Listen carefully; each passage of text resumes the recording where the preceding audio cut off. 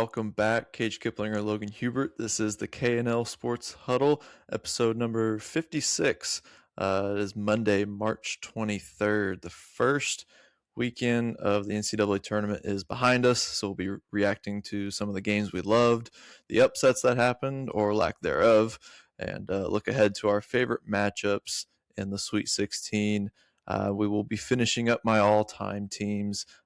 We'll reveal the NL West rosters as we took a short hiatus from these with last week's live stream. But make sure to hit that like button, subscribe to the YouTube channel. We love the following we have, but we welcome any new subscribers. But if you prefer listening on Spotify, the link to our page is on our YouTube channel description. You can also get us on Instagram at HuddleKL Sports for breaking news and clips from our episodes.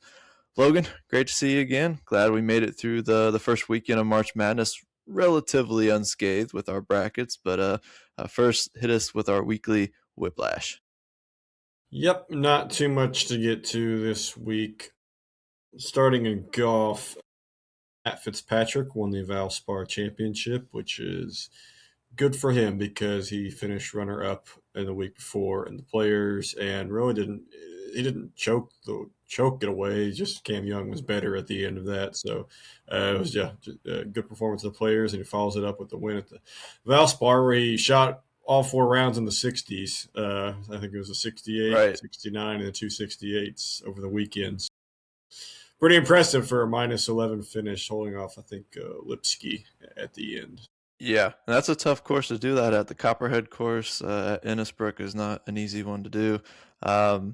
And so playing a lot of good golf as we head into majors season. So definitely be on the lookout for him come the Masters as we gear up for that here in a couple weeks. Yep, that's his third ever PGA Tour victory. He's won several on the European Tour, but just his third on the PGA Tour. And then in the NFL, we have a new highest paid wide receiver, and it is now Jackson Smith and Jigba, your former Ohio State Buckeye, now star of the show for the Seattle Seahawks. He is now receiving $42.15 million per year, which beats out Jamar Chase, who I believe was earning $40.3 million per year. Smith and Jigba edges out Chase, and it makes sense. He was probably the best receiver in the league last year, and there's no way they would have made the Super Bowl without him last year. He wasn't like terrific in the Super Bowl by any means, but they really didn't need him too much with Kenneth Walker doing the work in that one. But yeah, well deserved for JSM. All right, that was a quick one because we got a lot to talk about. Because as we said, first and second rounds, this great first weekend of the NCAA tournament that we always love when it comes around because it's basketball on all day long, Thursday, Friday, Saturday, and Sunday. Just one of my favorite weekends on the sports schedule. But just looking back as we kind of recap this tournament, I think a lot of the narrative around this year's tournament and kind of carrying over from last year as well as the lack of upsets that we're seeing. We had two fairly important ones with the High Point win over Wisconsin. Wisconsin takes another L at that 5-12 seed matchup they always seem to take, and I should have known not to take them into the Sweet 16. But that was a miss on my part. But then we had the Florida, the first number one seed, going down in the second round to the Iowa Hawkeyes. So big win for Bennett Sturts, Ben McCollum, and that crew. But what do you think of the narrative of the lack of upsets and maybe some people not appreciating this year's tournament because the madness part of March isn't really breaking through? Because in my opinion, I'm fine with it. I love the matchups we're getting, and even in the second round that we got, Kansas, St. John's. I mean, imagine if one of those teams had been upset in the first round, we wouldn't have gotten that great game. And then obviously the matchups we're about to see this weekend in the Sweet 16 and ultimately the Elite Eight. I'm really excited for it, and I think it makes for a better tournament when the good teams make it through. They take care of their business, and we've had a lot of close games. Not that we haven't come close to more upsets. I mean, Duke had trouble with Siena in the first round, one seed against the 16. and so I just think we've had a really good tournament up to this point. And anyone who's complaining about there not being the Cinderella team that we usually get, uh, just doesn't know ball. Yeah, I mean, you're still not seeing as many upsets, but if you recall, last year we were having this discussion as well, and I feel like last year was more legitimate because there really weren't that many close games at all. Like it was just as chalky as can be. Here, yeah, like you said, like Duke was pushed to the very end by Siena.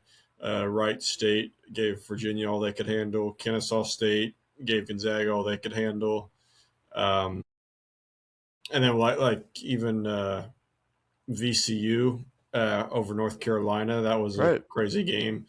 Furman and UConn, that was a pretty close game for 215. So it was closer games. Yeah, sure, we didn't get some of the results that we saw in the late 2010s and early 2020s, but I feel like, I mean, if you look historically, I mean, you could almost argue those were kind of the anomalies. And like what we're seeing now is kind of like how it used to be, where, yeah, teams would get threatened, but be upset, but usually the better team prevails. And yeah, and it set up one of the best round of 32s probably in a while. I mean, we had several just incredible games, and thanks to the great matchups we were able to have based off who won in the first rounds. Like you mentioned, Kansas, they actually almost allowed Cal Baptist to come back in their original game. Like Cal Baptist cut it to about 4 or something in the final 2 minutes. And yeah, we got a dandy out of Kansas and St. John's. So yeah, anyone who hasn't enjoyed this tournament, yeah, is just looking for reasons to complain because it's definitely given us our fair share of memorable moments.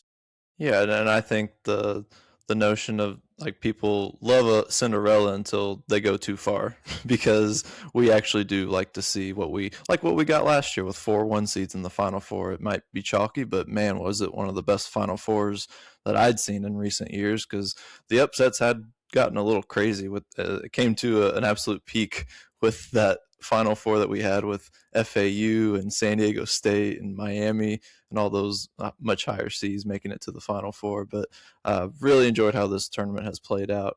And one entity that has really enjoyed this tournament is the Big Ten because they had a huge weekend across the first and second rounds as they entered 6 teams into the Sweet 16. So really great stuff from teams like obviously Nebraska getting their first NCAA tournament wins in school history. That was a pretty special moment for them against Troy and then against Vandy.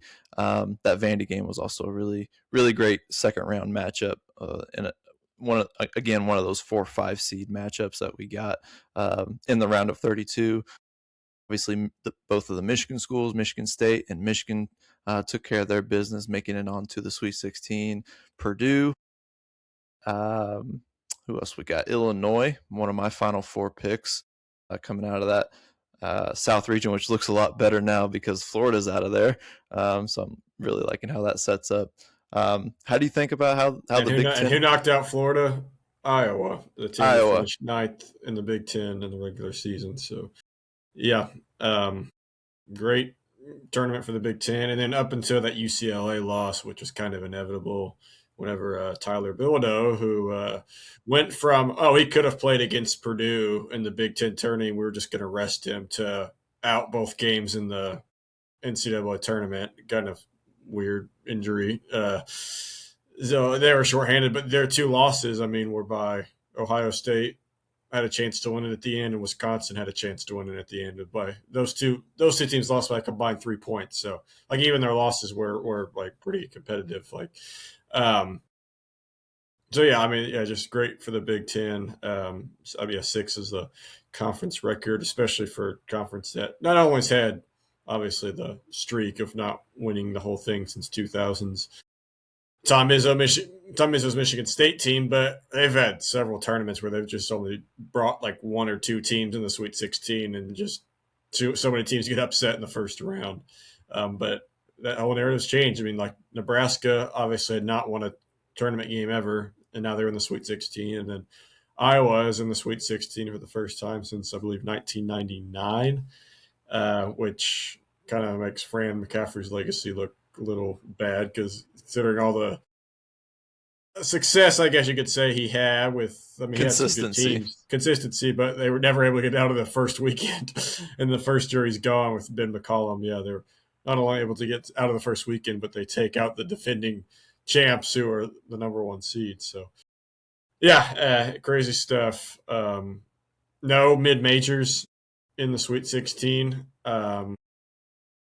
We had that doesn't mean we had some. There were some good teams, but I think the problem was is like your Utah States and your St. Louis's were very good teams.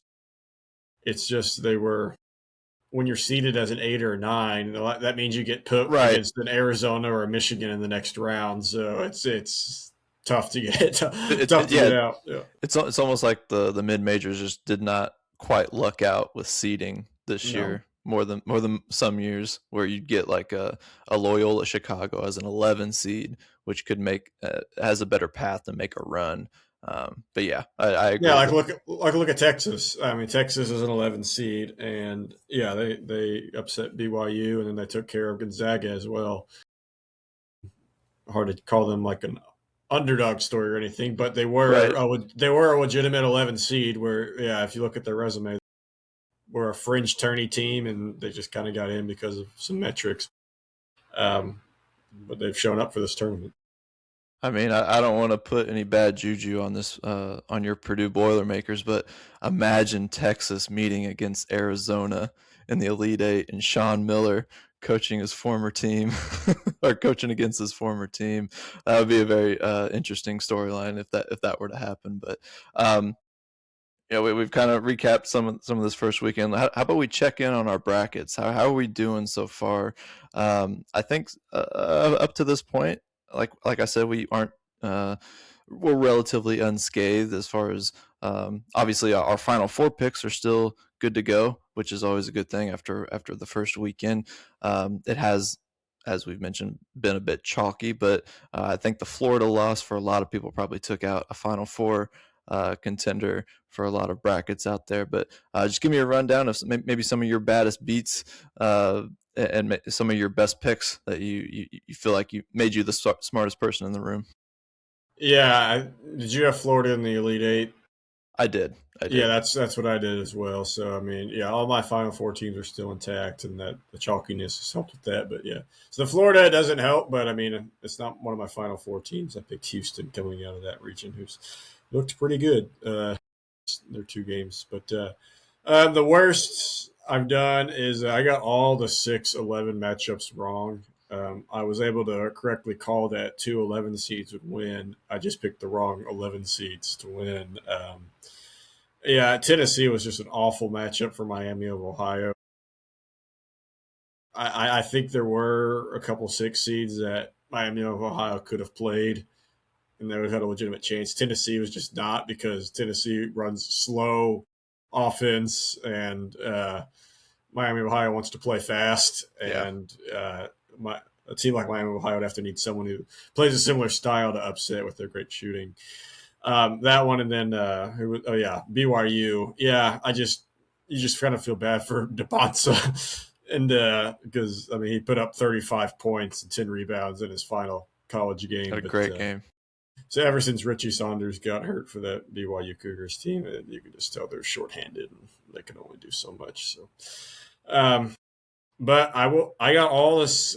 I got all the 6-11 matchups wrong, but I did get all the 7-10s right, which usually the 7-10s, 8-9s are usually Those like are tough ones. 50-50 guesses. So yeah, I picked all correct 7 seeds, 3 7 seeds to win, and I picked Texas A&M as the one 10 seed to win. And that's people still fall for St. Mary's for some reason. They've been the exact same team for years, and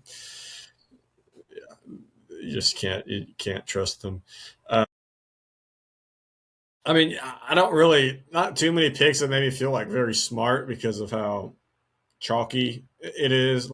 Wisconsin, yeah, I had them winning, but I didn't have them getting out past Arkansas, so like that one didn't affect me too much.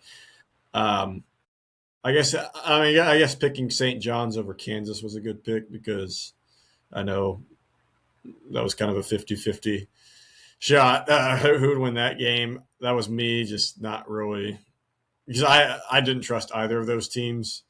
I just trusted St. John's a little more because the whole Darren Peterson saga and just how much energy is this Kansas team playing with, and it kind of showed that Yeah. game. And I mean, I'll give Kansas credit; they fought the last 3 minutes to like make that a game because St. John's could have ran away with that. But so yeah, credit Kansas to making it an exciting game at the end. But so yeah, I did call that one, but nothing until I get my Final Four right. I'm not going to say I'm the smartest guy.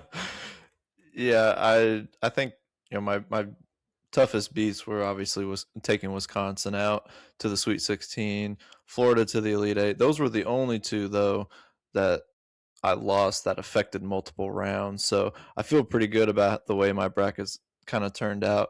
And I'm almost the opposite with you with those 6-11s. I got 3 out of the 4 correct. I went with VCU over North Carolina. That was a close one. That was that overtime game between those two. And really, I just went with VCU because of Caleb Wilson being out for them, and then kind of just how North Carolina's been in the Hubert Davis era, and I think it might be coming to an end for him in Chapel Hill, or at least it probably should. It should come to an end for him.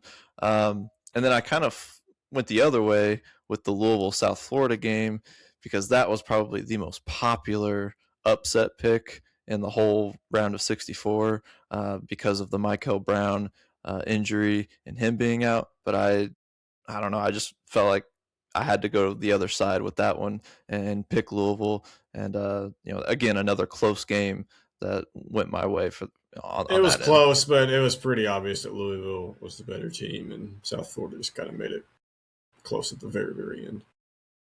Yeah. I'll mention my Buckeyes. That was a tough game. TCU, they look like the best defensive team in the country playing against us. And I don't know if that uh, offense or our team had a lot to do with that, making them look good. We turned the ball over a bunch of times in that game, and for a team that's very efficient offensively, they disrupted us big time. But then Duke took care of them in the second round, at least in the second half. It was a closer game in the first half. One of the ones I really liked that I picked was taking Tennessee out to the Sweet 16. I'm in a couple different bracket pools. I got one with the office that I work at, and everyone I was like in the top 10, and everyone ahead of me had Virginia moving on into the Sweet 16 in that game, and I was the one person who took Tennessee to move on. So I felt that was one of my smartest person in the room kind of feels for that one. I just feel like Tennessee's kind of flown under the radar. They don't have a Dalton Connect type of player that's really just like uh, kept them in the national frame as much as some of these other teams with all these great freshmen and all these great draft lottery potential picks coming up here this summer. So that was one of my picks that I um, really thought was one of my better ones was taking Tennessee out to the Sweet 16. And then on the other hand, in that same region, risking it with Texas Tech, taking them into the Sweet 16, knowing with the JT Toppin injury, uh, limited them. Obviously, they got ran over by Alabama in the second round, but I thought with the Aiden Holloway uh, stuff going on with Alabama that would have affected them. But and the fact that Texas Tech had been playing a considerable amount of games without Toppin and had found success that I thought maybe they'd be able to make things happen and get to the Sweet 16, but it just didn't pan out. Yeah, I was in the exact same boat with you with Texas Tech. I took them to the Sweet 16 with that exact line of thinking, mostly due to the whole Alabama situation. But that game late last night, that was basically that just came to Alabama just made everything they shot, and you can't really beat many teams that make everything they throw up. But the I did not fall for that Akron over Texas Tech trap that so many people are saying. Akron is I don't know where people kept thinking Akron was going to change the narrative. That I mean they've been the trendy upset pick for like the last 4 years, and they've never come close. So I was like, why would this be any different? And yeah, I mean Texas Tech won that by I think about 10 or 15. So Almost got that one right, but yeah, that Ohio State game was a tough one. Unfortunately, Bruce Thornton picked one of the worst times to have one of his worst games. I thought he wasn't very good, unfortunately. But man, shout out Jake Diebler. That was a pretty bad.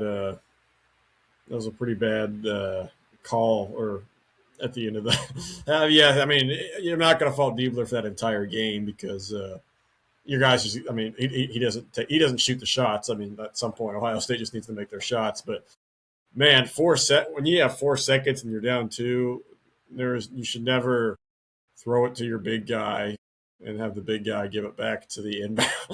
And there should be no excuse of why you're shooting beyond half court with that much time. Yeah, with that much time. We saw multiple times. I was thinking Kentucky and Santa Clara. That took them 2 seconds to get a good look. There were a couple other. Nebraska Vanderbilt, I think that was 2 seconds. Yeah, that was a half court shot, but that was about where Bruce Thornton shot his distance wise, and they had 2 seconds less and had a better look. So yeah, that was a tough one, but I don't think it would have mattered unless you just to say Ohio State won another tournament game because Duke was going to play angry in the next game, and the Duke whistle is something to behold. oh buddy. Not saying TCU didn't foul a whole bunch, but man, if you're gonna draw that many fouls, you usually should get called for at least some fouls. But nope, that did not happen to poor Siena or TCU, especially in the second half. Shout out Siena for making an entertaining 116 game. Yeah. Yeah, people are faulting the coach for only playing 5 guys the entire game until the very end. But I mean, what if he didn't? I mean, would those bench guys have been ready? Like, would Duke been able to uh, make a comeback that much quicker? But yeah, that was a highly entertaining game. And Siena looked like, I mean, it didn't look like, it looked more like the UMBC Virginia game than the Purdue FDU game. Purdue FDU, I just thought that was just everything that could have possibly went wrong for Purdue, and FDU showed up. I mean, UMBC and Virginia. UMBC just looked like the better team like, Right. in that game, and the Siena Duke for the longest time, Siena just looked like the better team. The only thing they couldn't do was they couldn't stop Boozer, but everything else they showed they could handle. But I think that one possession where they missed 2 dunks in one possession, I think from that moment on, that was when you're like, this might be over. And then sure enough, yeah, Duke made their comeback and ended up winning it. And poor Virginia and Purdue have to go another year on the 116 jokes. Yeah. Well, we've set up a fantastic slate of games for the Sweet 16. Just give me a couple, or maybe there's a bunch of games that you're really looking forward to in the Sweet 16, and maybe even a matchup in the Elite Eight that you're hoping you get. I mean, the 2 games down in Houston should just be absolutely fantastic. Nebraska, Iowa to start things off. Who would have ever thought that would be a Battle of the sweet Corn. Battle of the Corn, and the winner goes to the Elite Eight. I mean, that's just unheard of. I No mean, one would have dreamed that. imagine the Price Sanford, Bennett Sturts. Oh man, this is gonna be special. Yeah, and what's amazing about the Iowa Florida game is Bennett Sturts didn't even play that well, No. and they still won. The Iowa role players really stepped up in that one. But then the second game, Houston's basically having a home game, but Illinois looked pretty good in this tournament. Granted, they haven't really played fantastic competition yet. They beat Penn and VCU, but still, I mean, I feel like when Illinois is at the top of their game, they can beat just about Yeah. anybody. Most efficient offense in the country. Yeah, so that should be a fantastic game between Illinois and Houston as well. So, yeah, that's the Sweet 16 matchups I'm most looking forward to. If the West region goes chalk, Purdue, Arizona should be an absolutely fantastic Elite Eight matchup. No guarantee that happens because crazier things can happen, and Darius Acuff might have some things to say to Arizona, right. And Texas is certainly capable of pulling off that upset as well. Well, I think Purdue really, I think, has one of the best paths to the Final Four. I mean, outside of like possibly having to face Arizona, but the top right here, this matchup between Arizona and Arkansas, that's not just one that Arizona is just going to be able to cakewalk out of. And Purdue's been able to get Miami, and they didn't have to face Gonzaga, and I think they've definitely. That's why I took them out to the Elite Eight.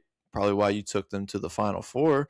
But I just think with Arizona's history in the tournament, not being able to make it very far, even with really good teams, this is probably the best roster that Tommy Lloyd has had at Arizona. But Arkansas is a sneaky Final Four contending team, and I mean even CBS Sports did when they did their predictions, they had Arkansas coming out of this region.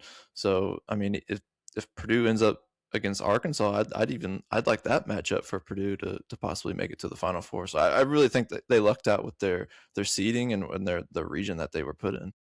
Yeah, I still think Michigan has the easiest draw of anybody to make it to the Final Four, especially since Jefferson is out for Iowa Right. State. Yeah. Um, I when I first saw the matchup, even like before Jefferson got hurt, obviously because the two games haven't been played yet, but I thought Michigan had such an easy path to the Elite Eight because I think like Alabama or Texas Tech would match up horribly with them, Hmm. and so I don't And see Michigan's looked really good. Michigan's looked They really good, and I don't see Alabama getting them in trouble. But now that Jefferson's out for Iowa State, yeah, I mean that takes away a dynamic threat for them. could So even see Tennessee matched up against them in the yeah, Elite and Eight. then we know Tennessee wouldn't stand a chance because Rick Barnes is very good at getting to the Sweet 16, but he could not After get to the that, Final Four. Yeah. After that, he might get you to the Elite Eight, but not to that dreaded Final Four. So yeah, what about you? What are you seeing here? well, I mean, look at this East region, man. This is everything that had been hyped up to be. I mean, we're getting Duke versus St. John's, Michigan State versus UConn, Izzo and Dan Hurley. Obviously, we I think we both have Duke and Michigan State actually making it to the Elite Eight between these two matches. But I think these are just absolute prime time esque matchups between great coaching, big brands, and you know see what Rick Pitino can do against this overall number one seed. But I messaged you the other day that this Illinois Houston matchup is the one that I would have been hoping and praying for when this bracket was released. The this just like opposite styles of play between these two programs. The matchup between Kingston Flemings and Keaton Wagler. I think this is the best matchup we can. And it being in Houston, the Cougars are going to have that home crowd behind them. But I think this is just it's obviously the matchup between our two Final Four teams from this region. So that we each got you know something to watch for with this one. But that's the one I'm most looking forward to. Yeah, it's going to be late. It's going to be 10 Eastern, after 10 Eastern, 9 I'll be Central, up. which is great on a I'm watching Thursday it. on a Thursday night. That's just insane. For Duke St. John's, St. John's is going to have to play better than they did in the first. I mean, it could be argued that Kansas St. John's first half was just the worst basketball you could ever watch. That was awful. Like going in, like people are saying how the winner of this East region should get their own trophy because of how many juggernauts there are. And I would say, yeah, by name alone, yes. But if you Right. actually look at these teams, no, no, no, no, no, no, no, no, no. Well, it's why I didn't agree with everyone having Duke not. Everyone's saying that Duke had the hardest path. I don't think they have the hardest path. I think they have the the the region with the biggest brands, Yeah, I mean, yeah. If loaded you with put great it, coaches, but if it was like, yeah, if you took the All they don't have Star to play all teams, of them. if you took the All Star teams of those teams, yeah, I would say Duke would have the hardest region because historically, but yeah, I mean, St. John's is capable of pulling off this upset, in my opinion, if they play better than they did. In that, if they play more like how they did against Northern Iowa than how they did against Kansas in the first half, where they just couldn't make anything, wanted to gouge your eyes out with how bad that was. But yeah, and the Michigan State UConn, yeah, that's going to be a fun game as well. UConn finally started to show some life on offense against UCLA. They're finally starting to hit the outside shot with Mullins, and Caravan was his usual self, but he played really Yep. well. Career high 27 points. Career high 27 points. That's what they're going to need because I still doubt this UConn team a lot. It's not one of their championship caliber teams, so they're going to need a couple more guys to step up. I don't know if Terrence Reed can get you 31 points and 27 rebounds again like he did against Furman. Yeah. But I don't think we'll ever see that again. But he's got to be big as well against the Michigan State bigs as well. But Cohen Carr was hitting jump shots against Louisville, which that's scary for any Michigan Yeah. State opponent because if you can get any respect out there beyond the rim, that's not good for Michigan State's opponents. Yeah.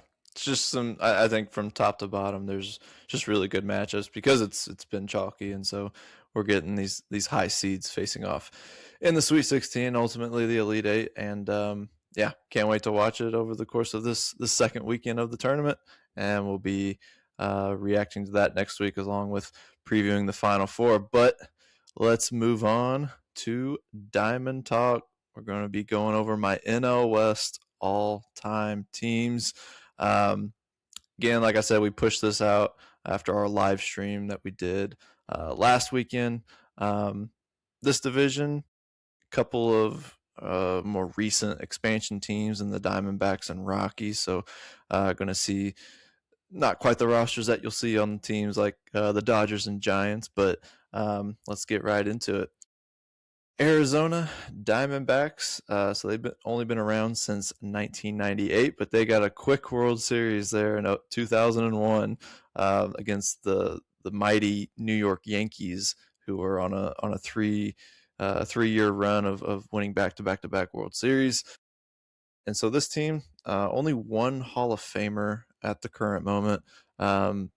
On this whole roster, and that's Randy Johnson. But looking at the lineup, big names that really jump out are probably like Luis Gonzalez in left field, Paul Goldschmidt at first base. Obviously, he won his MVP with the St. Louis Cardinals, but most of his high production years were with the Arizona Diamondbacks. And he's backed up by guys like Justin Upton, Matt Williams at third, which you'll see again when we get to the Giants. But the middle infield, we've got Ketel Marte, the current star of the Arizona Diamondbacks, and then Craig Counsell. The middle infield, there was a lot of different guys who were all kind of clustered together, WAR-wise and production-wise, and ended up going with Counsell because he was more really beneficial utility guy that could play multiple positions, and shortstop was kind of weak in the Diamondbacks history. So obviously has had a lot of success coaching, being the manager of the Milwaukee Brewers and now the Chicago Cubs.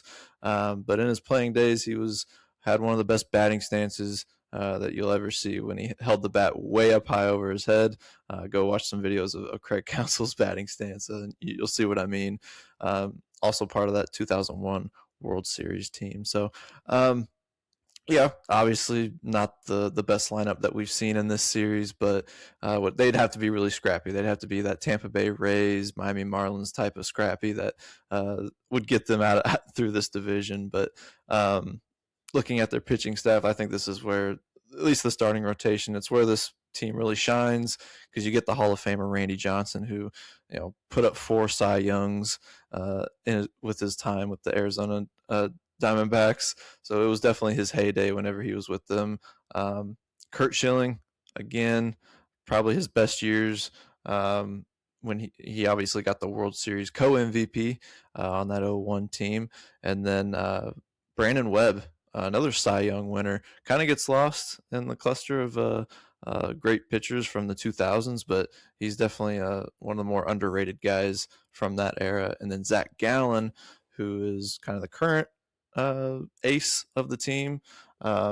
He makes it onto this pitching staff along with Zach Greinke, who had a short stint but a very impactful stint when he came over from the Kansas City Royals.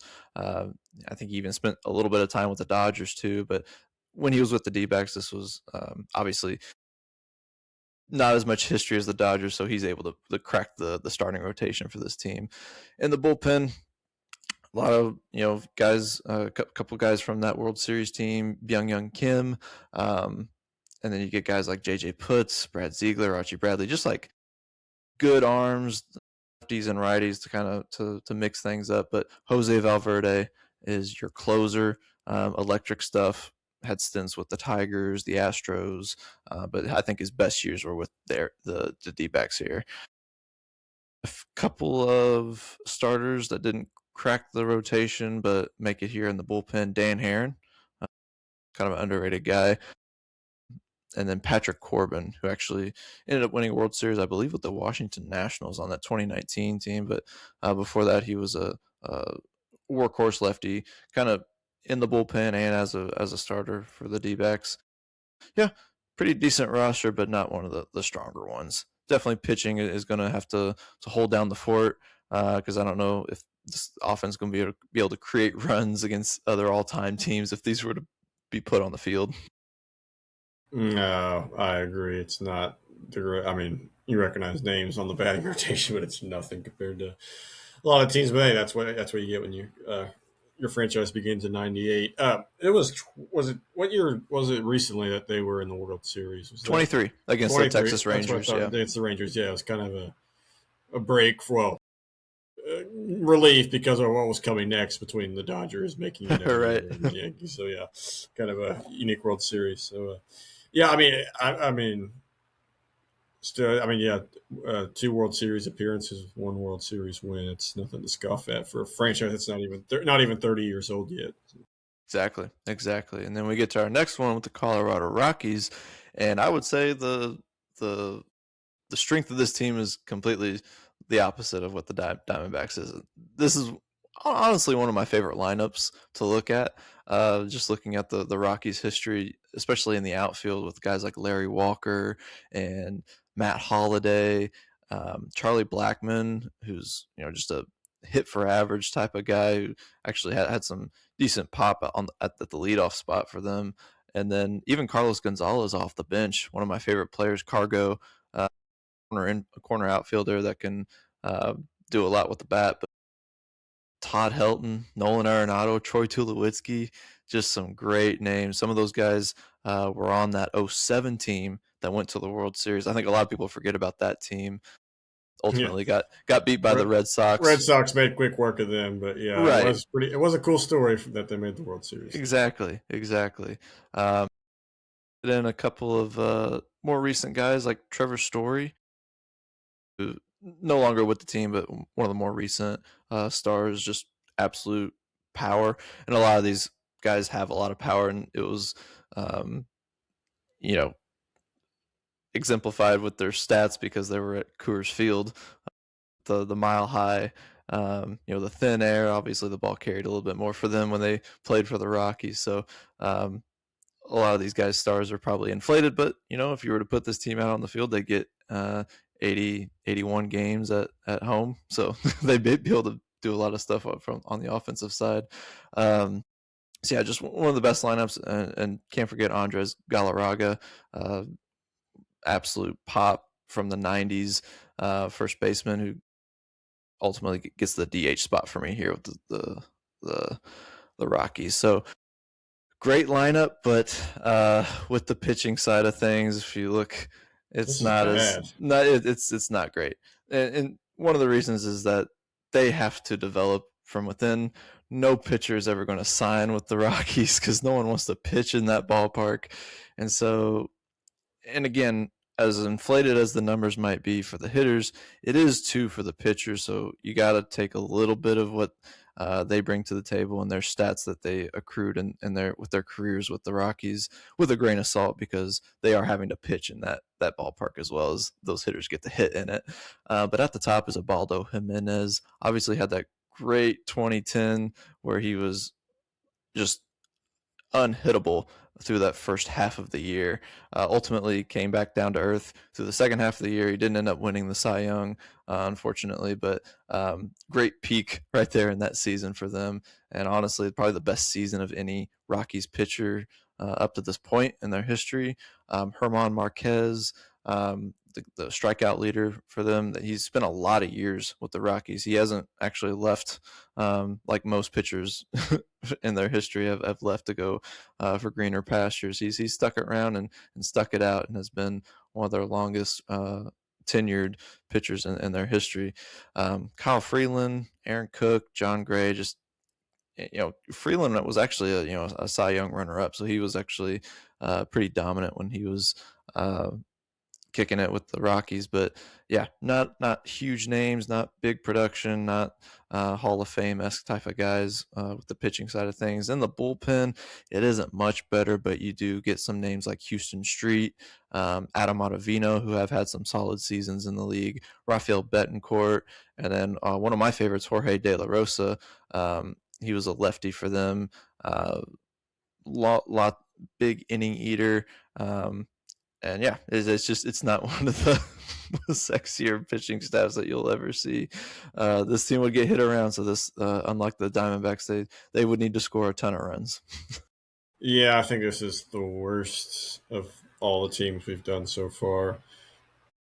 Pitching staff, yeah, brings it down a lot. I mean, the bats. I mean, yeah, there are some nice names here, but it just doesn't do enough to make up for this pitching staff. Yeah, unfortunately for the Rockies, I think they would come in last place if we did played 162 game Yeah, season with these 30 teams. yeah. Well, let's get to the really fun teams in this division. We'll start with the Los Angeles Dodgers. Hall of Famers, as you would expect, up and down this lineup.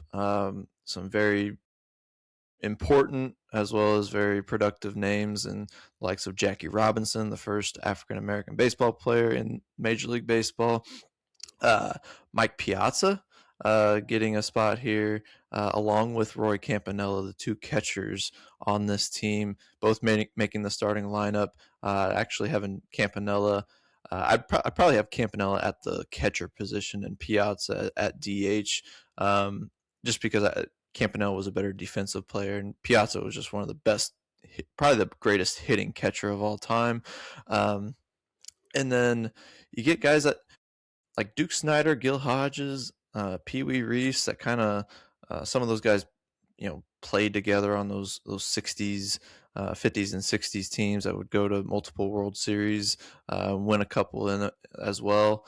And then Mookie Betts cracking the starting lineup for the Dodgers after he has played half his career with the Dodgers, and it's been a really fun time for him in a Dodger uniform as he's won a couple World Series titles. Um, Throw in an older fellow and Zach Wheat, and you've got one of the best lineups that you'll see in this series. Um, Looking at the pitching staff, this is really good. Sandy Koufax, Clayton Kershaw, Don Drysdale, Dazzy Vance, and Oral Hershiser. Just, I mean, I don't need to go into too much explanation on these guys. They got three Hall of Famers in there, another one on his way to Cooperstown with Clayton Kershaw, and just one of the best pitching staffs, definitely in this division, but across the whole series of this. In the bullpen, you get a few more of those really good starters in Don Sutton, Fernando Valenzuela, and Don Newcomb. And then you get a Cy Young winner as a closer, Eric Gagne, taking the closer spot, along with Kenley Jansen. And just very well balanced team as opposed to the previous two that we've gone over in this division. What do you think of this Dodger squad? Yeah, I mean, it just shows you how loaded they are when Mookie Betts is really the only one from their recent teams that you have in their batting lineup. I know he's not been there too long, but gone Otani, you could have gone Freeman, you could have gone. Just think of all the guys they've had here lately. Remember Yasiel Puig? Remember his short peak? Yeah. Remember how dominant he was for a little bit? Yeah. Yep. Yeah. I mean, if he did that on like the Rockies or the Diamondbacks, I mean, he for sure would have like been a starter for them on their all-time team because of how good he was for that little bit of time. But yeah, I mean, and then like you said, the pitching staff's just unbelievable. So Yeah, quite the contrary to the other two teams, but that's kind of what happens whenever A, you're in a bigger market, and B, you've been around for a lot longer. Yep. All right, San Diego Padres. They've been around since 1969. One of the expansion teams of the 60s. They haven't won a World Series title, but they've been to a couple. But honestly, I would say probably one of the least successful franchises in Major League Baseball because of they've been around a little longer than the 90s expansion teams, but they still haven't done much as way of World Series titles. But they've got a few stars on their lineup here. When you take in Hall of Famers Tony Gwynn and Dave Winfield in the outfield, and then you match them up with current stars like Fernando Tatis Jr. and Manny Machado, makes for a really good lineup. As well as you throw in a guy like Adrian Gonzalez at first base. Those like first five guys really make this lineup pop. Ken Caminiti, who I mean, if you look at his stats with the Padres, I don't know if you've got a baseball reference page pulled up, but steroids maybe when he went to the Padres. Yeah, he had some very Surely not 1996. I mean, right. I mean, everyone was ethical back then. Yeah. So if you take that version of him, it makes this lineup definitely a lot scarier. And you get guys like Jake Cronenworth, who's a more recent guy. But second base really isn't a very deep position in their history, so that was probably the best option there. Steve Finley in center, and then Benito Santiago at catcher. There were a few options: Terry Kennedy, Gene Tennis. There were some other guys, but I ended up going with probably the best defensive catcher with Santiago. Um, the pitching staff wise, um, you get one of those 2000s guys that I grew up watching and Jake Peavy at the top of the rotation. But outside of that, you do have a Cy Young winner in Randy Jones, but it's not one of the better rotations, but I would say still better than Colorado. Kevin Brown, who kind of makes it onto multiple teams throughout this series because he has short stints with a bunch of teams that don't have a ton of history.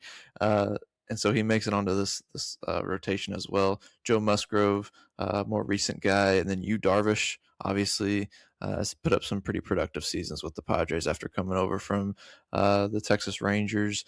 In the bullpen, though, this is good stuff. In the bullpen, you get three Hall of Famers and Trevor Hoffman, Raleigh Fingers, and Goose Gossage. Obviously, Fingers and Gossage not at their absolute peaks where they were with when they were, Fingers was on the A's or the Brewers, or when Gossage was on the Yankees, but still very, very productive. Heath Bell, another just pure Padres closer type.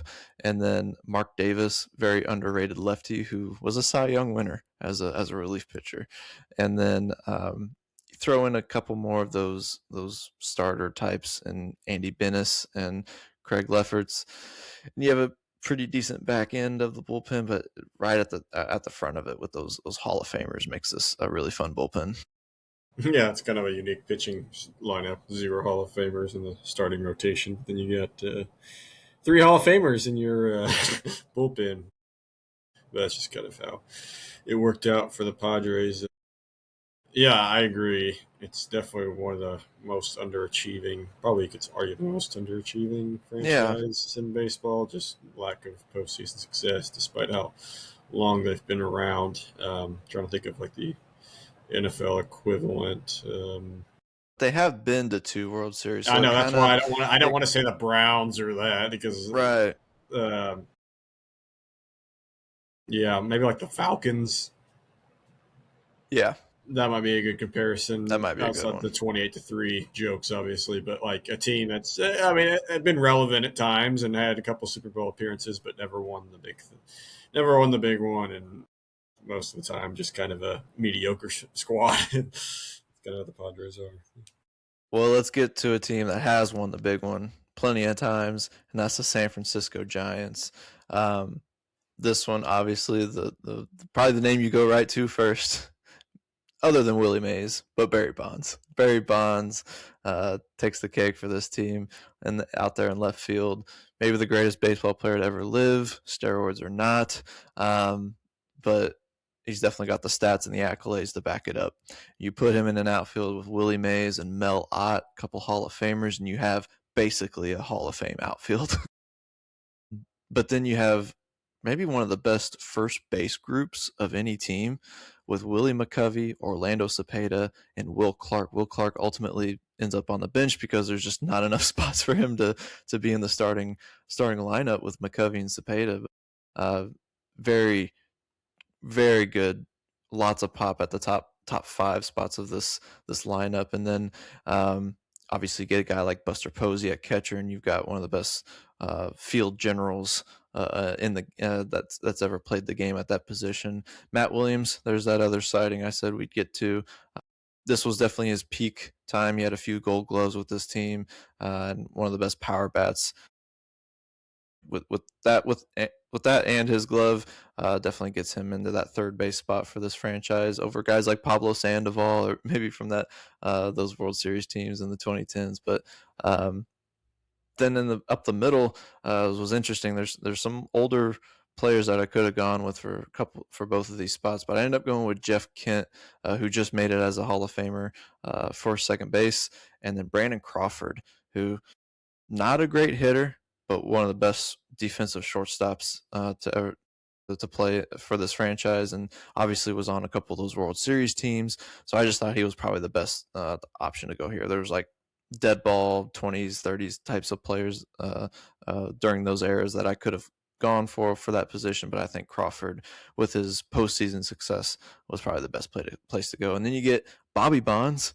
Barry Bonds' father, on the bench here, who is actually one of the most productive Giants in history in the outfield. So he gets an outfield bench spot here. And then, like I said, Pablo Sandoval, Will Clark, and then Bob Brenly as the backup catcher. Then we go to the pitching staff, and it's more the same as was with the Dodgers.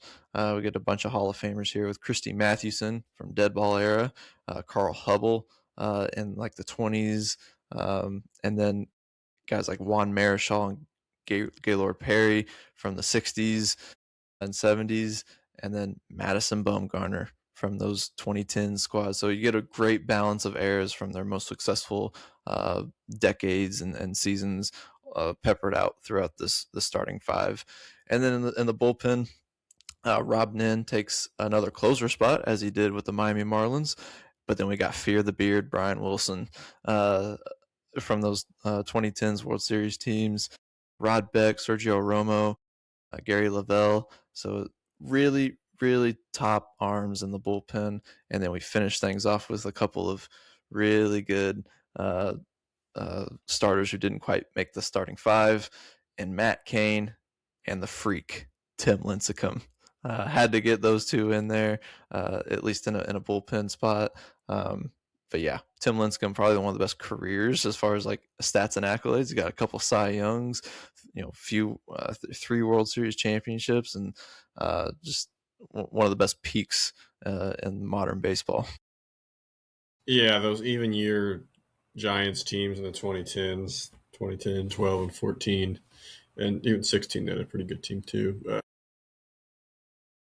Pitching staff was just insane, going from Lincecum, and then when he started to decline a little bit, that's what kind of when Bumgarner started peaking. I mean, it was just a insane time to be a Giants fan. I felt like during that era because every other year they were World Series champs. Yeah. Well, that wraps up this long, drawn out series of me going through every all-time roster that I built. Put in a lot of time looking at baseball reference pages, getting comparing a bunch of players, because some of these rosters there's just a lot of players that you can try to decide between. Ultimately, my teams aren't the right teams; they're just the ones I chose to put forth, and I definitely enjoyed people sharing their thoughts and debating me on my picks, and I feel like I've been able to defend them pretty well. But that wraps things up for the all-time teams. And next week I will be doing a 2026 season preview of MLB baseball. of this regular season. I know games are starting up this week, so definitely for my final word, I'm saying outside of the tournament, we got Sweet 16, Elite Eight, but Major League Baseball starts on the 25th this Wednesday.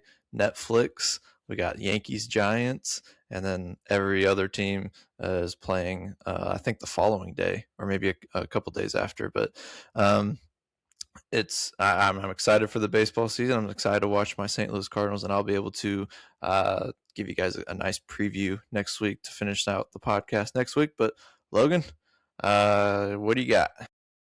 Well, before I get into my little spiel, we got some time, so I was just going to say, give me give me your AL. All these teams play a full season. No one gets hurt. Give me your ALCS. Give me your AL championship and your NL championship, and then give me your World Series. What do you got?